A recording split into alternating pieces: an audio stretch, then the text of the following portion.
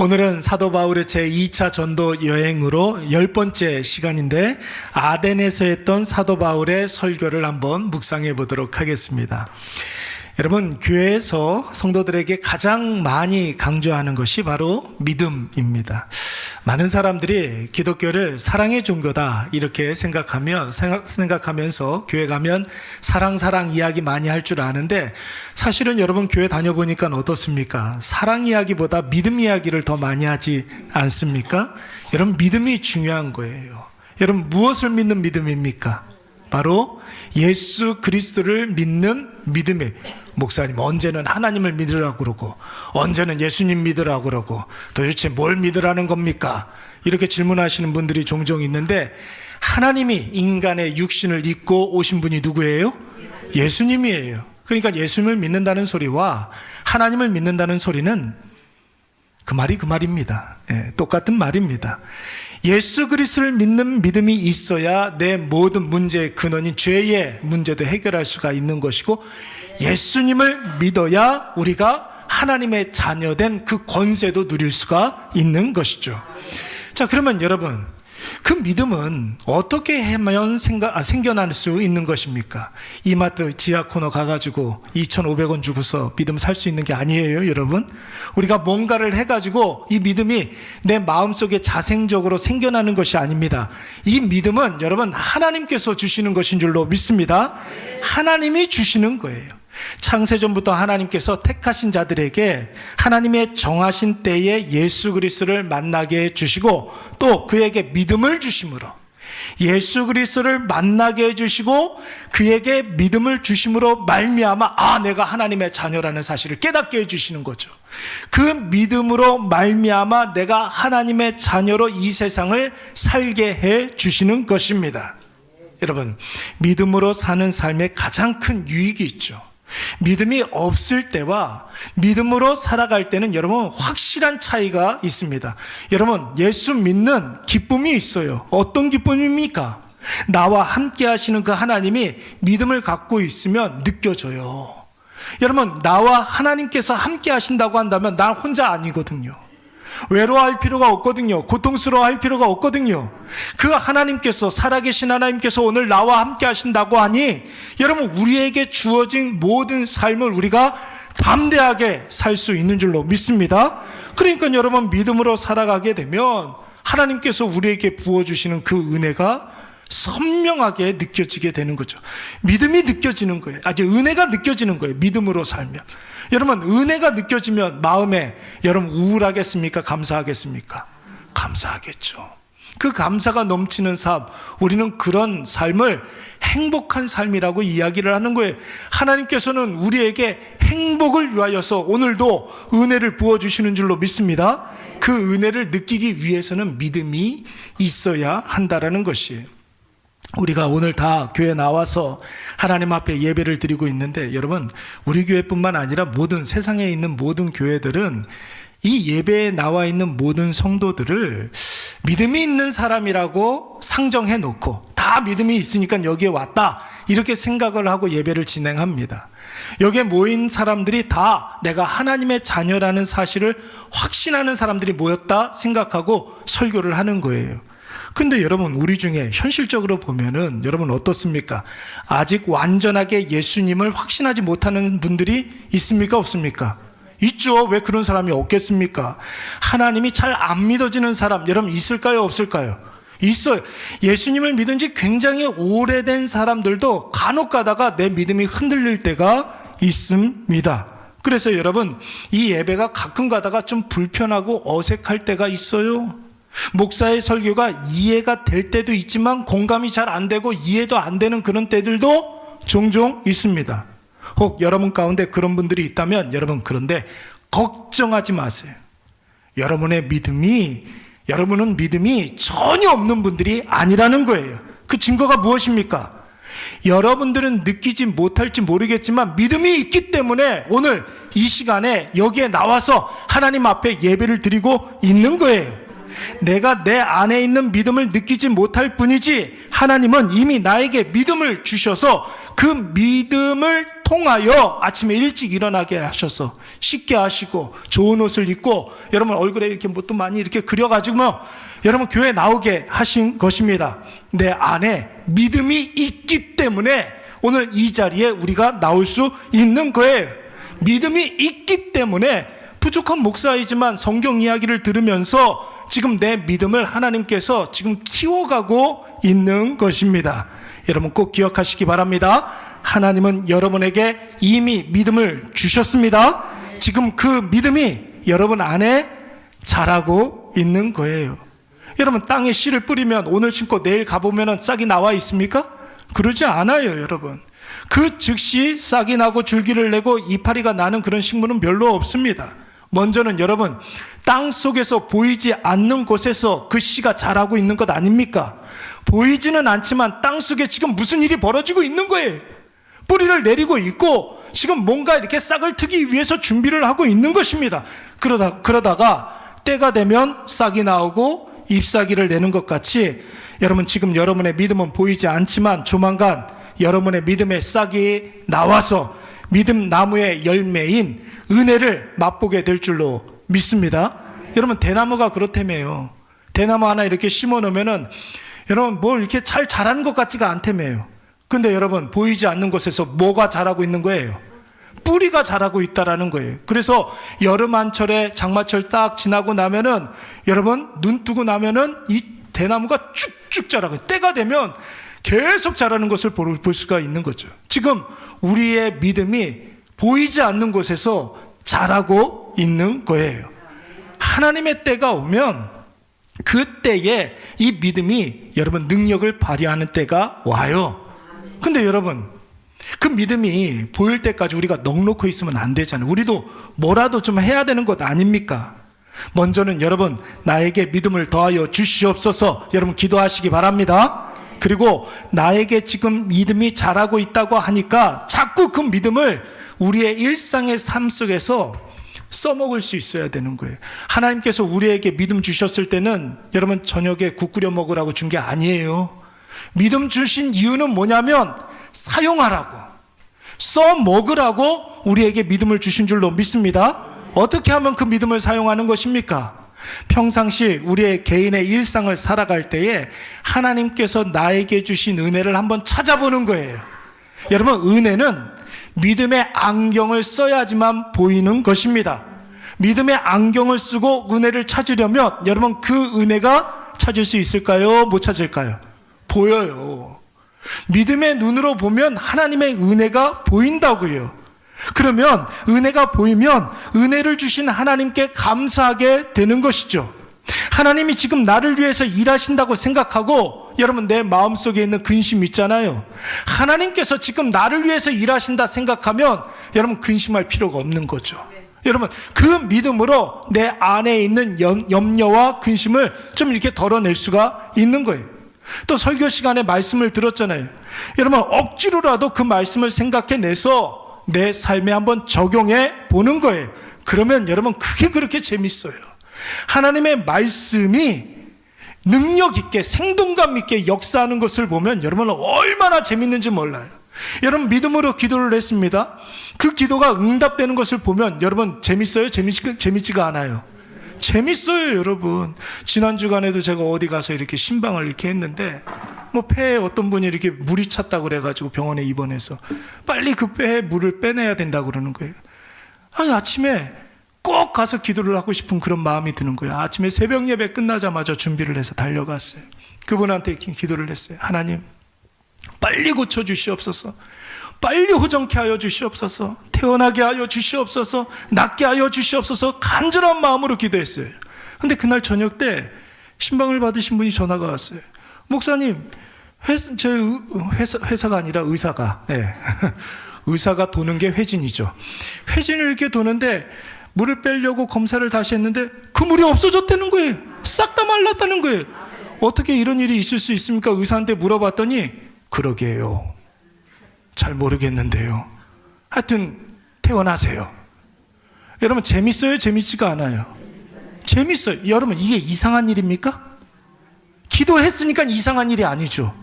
기도를 했으니까 기도한 것이 응답되는 것은 여러분 이상한 일이 아니에요. 이건 기적이 아니에요.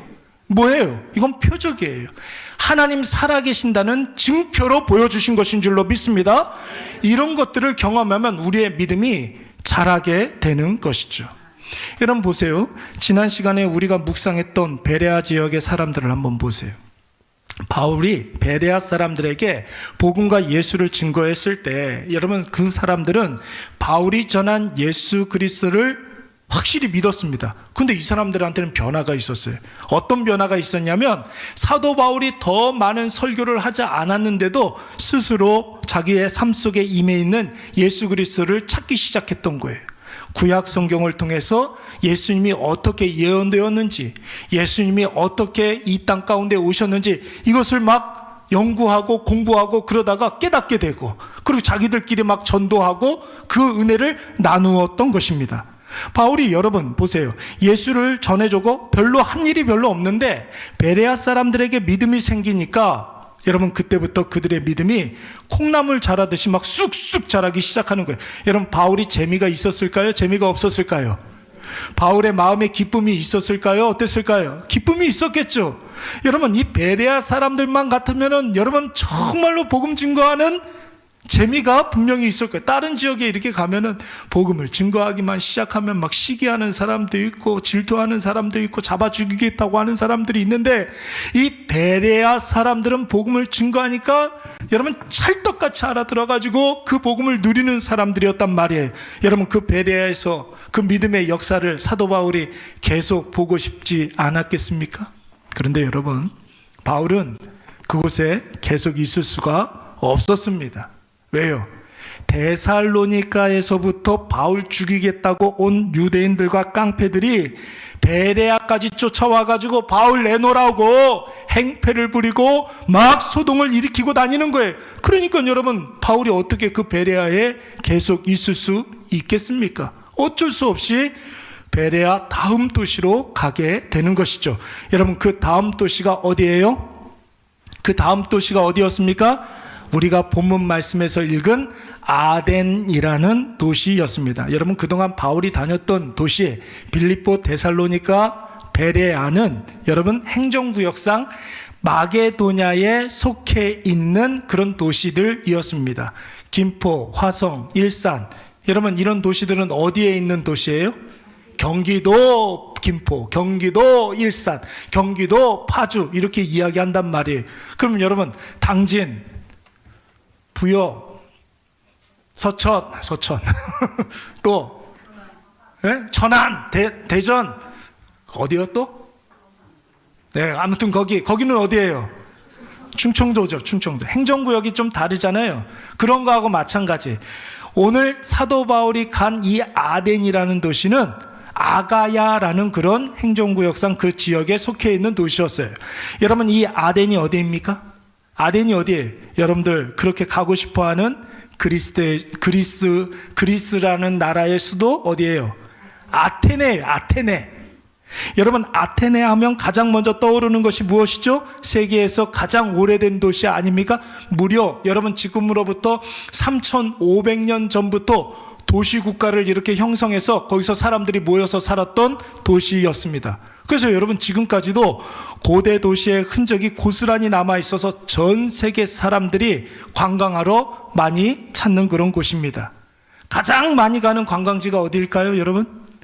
어딜까요? 이거예요 이거. 파르테논 신전. 아테나라는 여신을 모신 신전입니다. 그리고 그들이 생각할 때 신들 중에 신 제우스라는 신을 섬기는 신전이 이 아테네에 있습니다. 지금도 이런 신전들 보러 수많은 사람들이 몰려가는데 여러분 바울 당시에는 어땠겠습니까? 지금은 여러분 유적지 보러 이렇게 가는 거지만 그때 당시에는 여러분 그 신을 섬기는 사람들이 다 아테네에 이렇게 몰려갔단 말이에요. 여러분 이 성경 속의 아덴이라는 도시는 이런 큰 신전만 있었던 게 아니었습니다. 아테네 사람들은 눈에 보이는 모든 것들이 다 신이라고 여겼던 사람들이었습니다. 그래서 신이 있으면 신이 사는 집이 필요하다고 생각을 해가지고 신전을 다 지어놨던 거예요. 아테네에는 여러분 수도 없는 크고 작은 신전들이 아주 질비한 도시였어요. 이른바 아테네는 그야말로 우상들의 도시라고 할 수 있었죠. 심지어 여러분, 이 아덴 사람들이 뭐 어떤 것까지도 섬기는 사람들이었느냐면 자신들이 눈에 보이는 모든 것들을 다 신이라고 생각을 하는데 눈에 보이지 않는 신도 분명히 있을 거다. 우리가 모르겠지만, 우리는 지금 모르지만 그 어떤 신이 있을지 모르는데 그 신을 섬기지 않으면 안 될 것 같아서 뭐라고 써놨냐면 제단 하나 이렇게 만들어 놓고 어떤 형상 하나 세워놓고 이름 붙이기를 우리가 알지 못하는 신, 이렇게 이름을 써 붙여놓기도 했어요. 어떤 신인지는 모르겠는데 우리가 모르는 그 어떤 신이 있을 것이다 라고 생각하고서 제단을 만들어 놓을 정도였습니다. 눈에 보이는 모든 것들이 신이고 눈에 보이지 않는 신도 신이라고 하니 바울이 생각할 때 여러분 얼마나 한심한 노릇입니까? 그래서 여러분 바울이 16절 말씀에 보니까 뭐라고 그랬어요? 우상이 가득한 이 아테네를 보고 어떻게 했다? 격분하였다, 그렇게 이야기를 했어요. 마음에 막 불붙는 것 같아서 바울이 만나는 사람들마다 아덴에 가득한 우상들이 신이 아니다, 그것들은 아무것도 아니다, 그냥 돌덩어리들이라, 진짜 하나님은 따로 있다, 이러면서 다녔던 거예요. 근데 여러분, 이렇게 이야기를 하고 다니는데도 불구하고 사도 바울이 얼마나 명연설을 했든지 바울의 주장을 반박할 만한 그 어떤 사람들이 없었습니다. 여러분, 다른 도시에서는 어때요? 바울이 예수 복음을 증거하고 다니면은 반드시 누군가가 시기를 하고 질투를 하고 분노하여서 바울을 죽이려고 했을 텐데 희한한 일이 벌어지는 거예요. 아테네 사람들이 오히려 바울의 이야기를 더 들으려고 하는 것이죠. 그래서 아예 아레오바고라는 그런 곳으로 데리고 갔어요. 아레오바고라는 곳은 어떤 곳이냐면 공식적인 공개 토론회장이에요. 여기에서 중요한 결정들도 하고 아테네 사람들이 어떤 법을 집행하기도 하고 재판도 하고, 그리고 많은 사람들이 궁금해하는 그런 부분들에 있어서 공개적으로 토론을 하는 그런 광장이 바로 아레오바고라는 그런 광장입니다. 여러분, 사도 바울을 그곳에 세워놓고 바울이 주장하는 바를 제대로 한번 이야기해 보라고 지금 아테네 사람들이 멍석까지 이렇게 깔아놓고 한번 이야기 한번 해보라고 하는 거예요. 왜 그랬을까요? 바울이 전하는 복음을 믿고 싶어서 그런 걸까요? 그런 게 아니에요, 여러분. 여러분, 우리가 학교 다닐 때 그리스 아테네 하면은 제일 먼저 떠오르는 게 뭐였습니까? 철학의 도시, 이렇게 이야기하지 않았습니까? 철학에 대해서 전혀 모르는 사람들도 철학자 하면 이 세 사람은 다 알아요. 크라테스 다 알잖아요.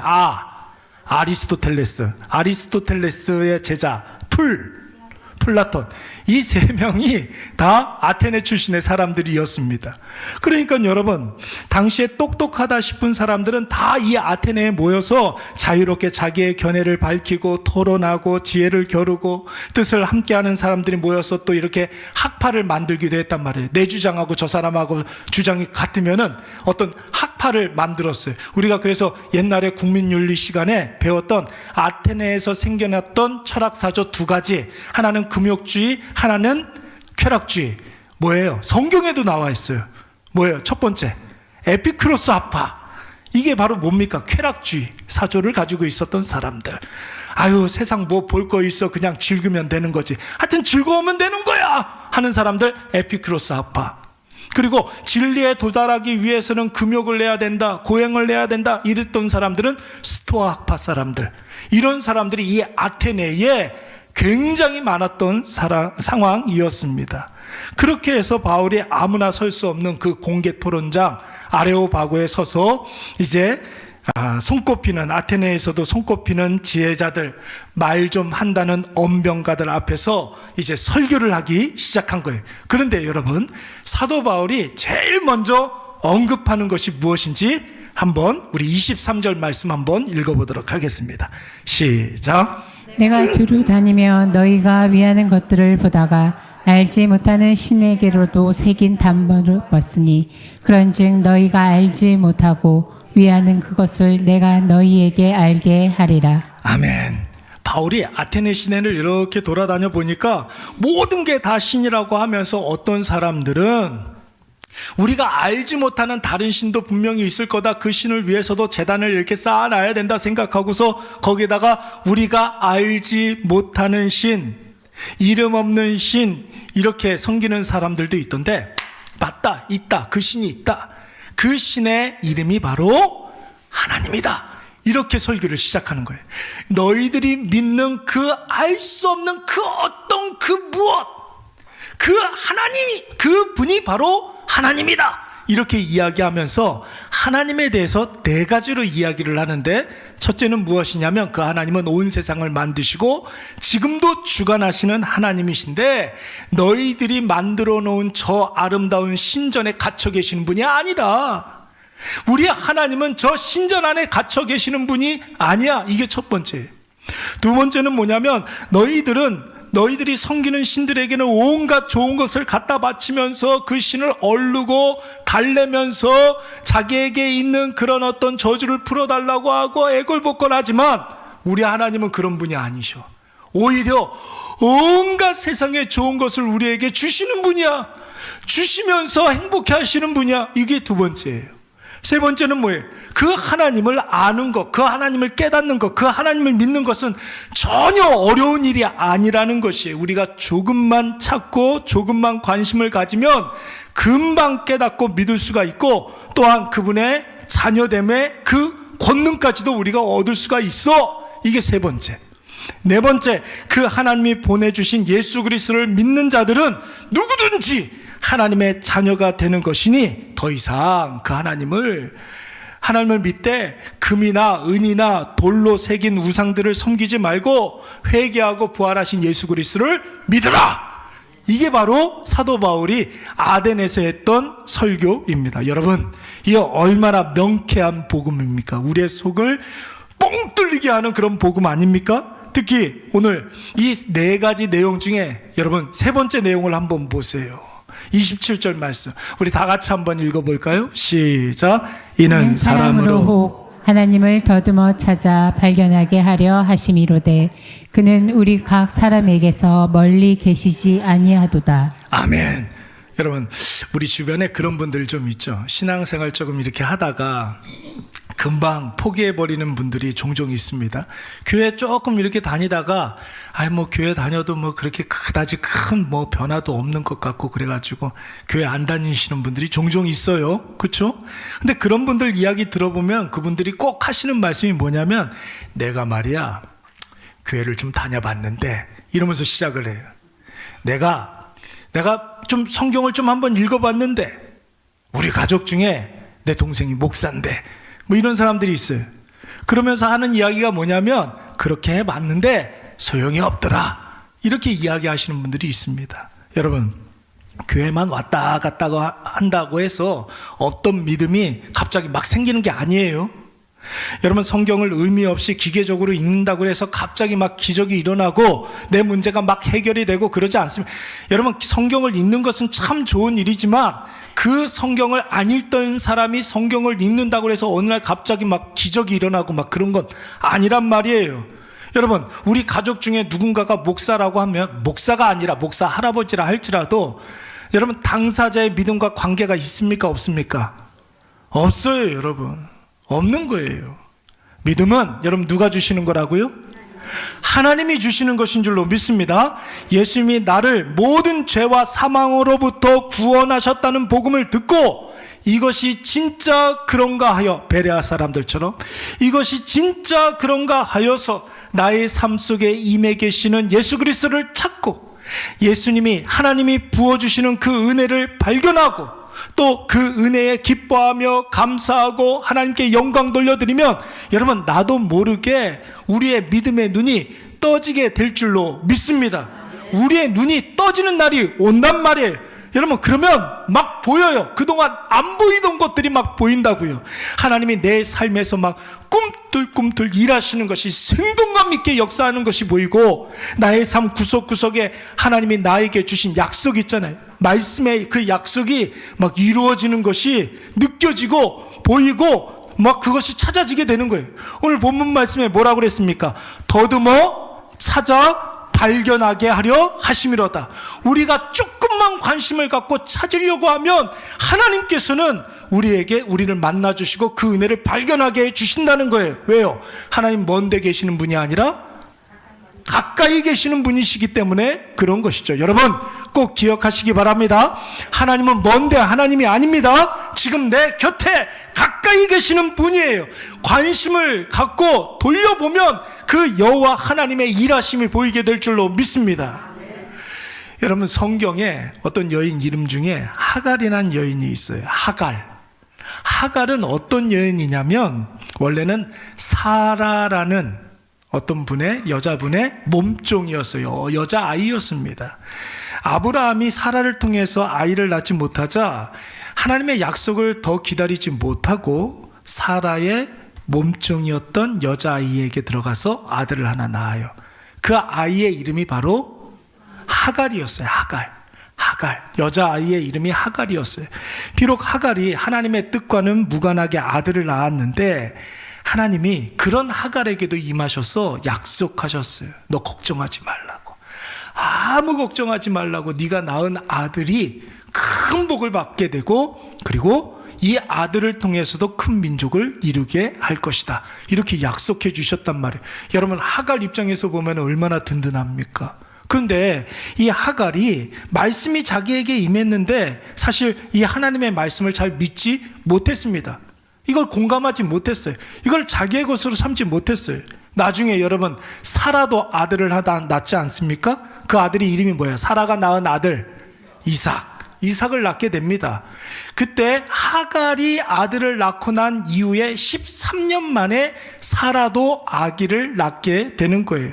처음에 아기였을 때는 뭐 잘 모르겠는데 이 아이가 조금씩 커가니까 여러분 힘이 조금 더 센 이스마엘이 하갈의 아들이 사라의 아들 이삭을 막 괴롭히기 시작하는 거예요. 그래서 아브라함이 고민을 하기 시작합니다. 이걸 어떻게 해야 되나. 근데 하나님께서 아브라함에게 나타나셔서 걱정하지 말라고. 아무 걱정하지 말라고. 하갈과 이스마엘에게도 내가 함께 할 거야. 그들도 복을 받을 거야. 그러니까 분리시켜 놔야 된다. 이삭과 이스마엘을 분리시켜라. 집에서 출가하도록 해라. 집을 나가게 해라. 그래서 하갈하고 이스마엘을 내쫓게 되는 것이 하갈 입장에서는 여러분 얼마나 억울해요. 하갈 입장에서는 여러분 얼마나 괴로워요. 하나님 앞에 막 울고 불고 막 대성통곡을 하고 불평을 하고 막 원망을 하고 있는데 그때 하나님의 사자가 하갈에게 임하게 됩니다. 창세기 21장 말씀에 보니까 너 두려워하지 말라는 거예요. 너 두려워하지 말고 눈을 좀 정신 좀 차리고 한번 눈을 또 떠봐. 눈 좀 한번 떠봐. 정신 좀 차려. 자, 여기 좀 봐봐. 했더니 자기가 울고 불고 대성통곡하던 곳이 어디였어요? 엄청나게 큰 오아시스였어요. 오아시스가 없던 것이 갑자기 생긴 게 아니에요. 영적인 눈이 어두워지니까 말씀을 의지하지 않으니까 자기가 있는 그곳이 여러분 오아시스가 있는 곳이라는 것도 몰랐던 거예요. 그래서 그곳에서 이 이스마엘을 양육하지 않습니까? 여러분 본문의 말씀에 보니까 창세기 21장 20절 말씀에 보니까 하나님이 이스마엘과 함께 하셨다고 했어요. 여러분 믿음의 눈으로 보면 그 은혜가 보이게 되는 거예요.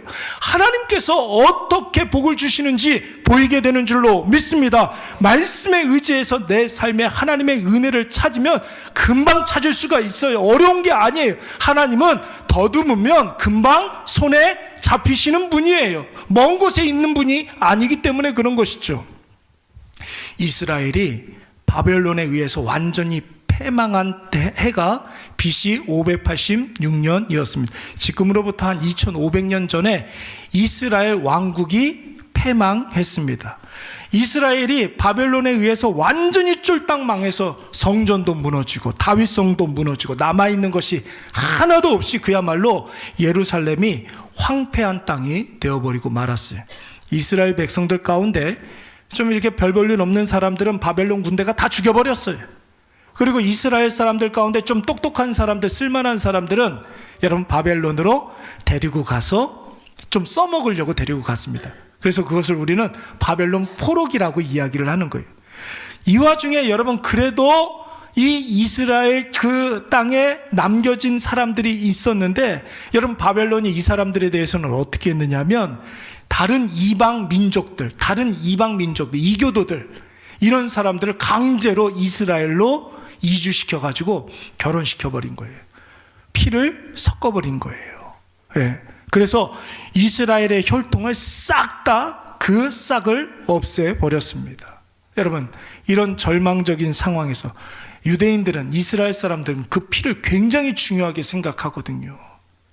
피가 여러분 섞이지 않은 것을 굉장히 순혈주의라고 그러는데 그거 굉장히 많거든요. 그래서 여러분, 나중에 바벨론에서 포로로 돌아왔을 때 그런 사람들이 사마리아 지방에서 이렇게 살고 있었어요. 그래서 똑같은 동족인데 자기들이 포로로 끌려갔을 때 이 땅을 지키고 있었던 사람들인데도 불구하고 피가 섞였다고 그래가지고 사람 취급을 하지 않았어요. 그래서 남쪽에서 북쪽으로 이렇게 올라갈 때 꼭 사마리아를 거쳐서 올라가야 되는데 그 사마리아 땅이 부정한 땅이라고 해서 빙 돌아갔어요. 이런 사람들이 이스라엘 사람들이에요. 얼마나 배타적인 사람들입니까? 그런데 그런 황폐해진 그런 땅에서 오늘 예레미야 선지자가 바벨론의 포로로 가 있는 그런 이스라엘 백성들에게 편지를 썼는데 어떤 내용인지 예레미야서 29장 12절 13절 말씀을 우리 다 같이 한번 읽어보도록 하겠습니다. 시작. 너희가 내게 부르짖으며 내게 와서 기도하면 내가 너희들의 기도를 들을 것이요 너희가 온 마음으로 나를 구하면 나를 찾을 것이요 나를 만나리라. 할렐루야. 비록 상황은 바벨론에 끌려갔지만 어떤 상황, 어떤 형편, 무슨 일이 있든지 하나님께 은혜를 구하면 하나님의 은혜를 발견하고 하나님의 은혜를 누리게 되는 줄로 믿습니다. 하나님을 찾으면 내 삶 속에 이미 임한 하나님을 만나게 되는 줄로 믿습니다. 근데 여러분, 오늘 이 설교를 한 이후에 사도 바울이 아덴에서, 아레오바고에서 이 설교를 한 이후에 사실 아덴 사람들이 예수님을 막 여러 같이 이렇게 믿고 그랬던 것이 아니었습니다. 설교의 논리 구성은 굉장히 좋았어요. 완벽했어요. 설교의 내용도 이보다 감동적일 수가 없었습니다. 그러나 바울의 이 설교를 들은 사람들 중에 바울의 주장을 막 조롱하고 공개적으로 막 비난하고 이런 사람들도 있었고, 바울과 다시 이렇게 토론하기를 원하는 그런 사람들도 있었어요.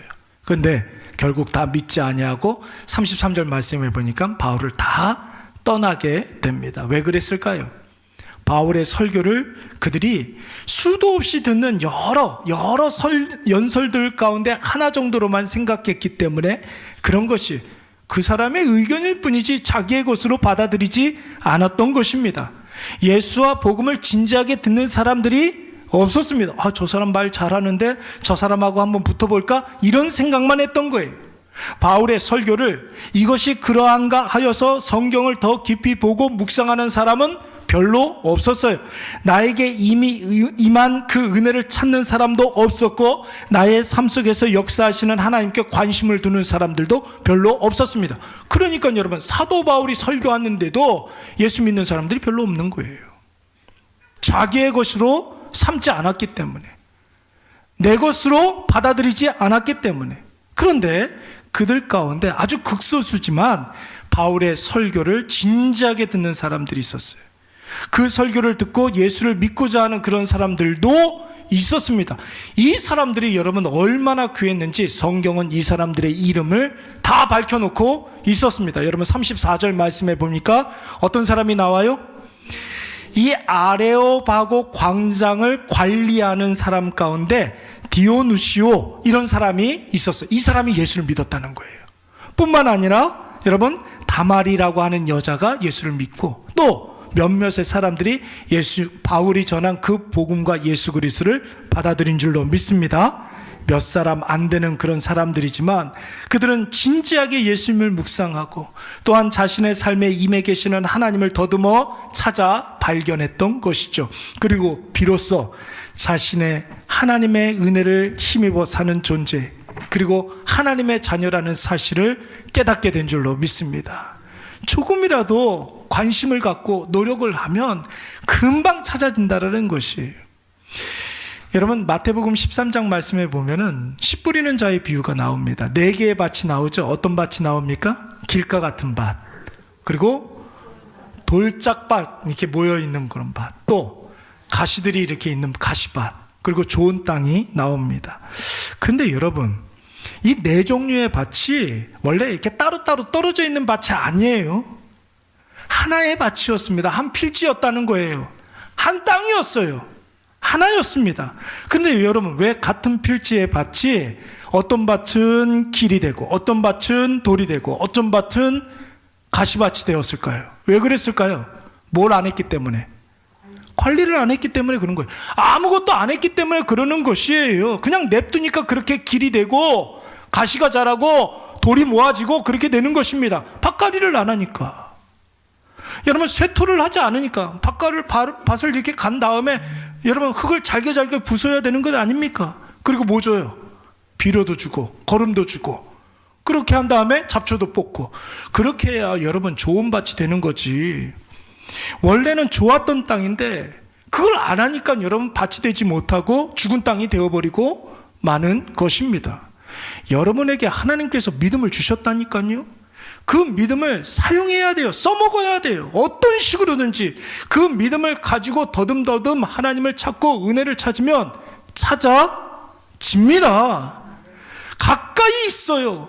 관심을 안 갖고 안 찾으니까 나의 삶에는 은혜가 없다고 그런 얘기를 하는 거죠. 이 자리에 모인 여러분들은 믿음이 있는 분들이, 믿음이 없다면 여러분 이 자리에 나오실 수가 없습니다. 여러분에게 하나님이 믿음을 주시고 오늘 이 자리까지 오게 해 주신 줄로 믿습니다.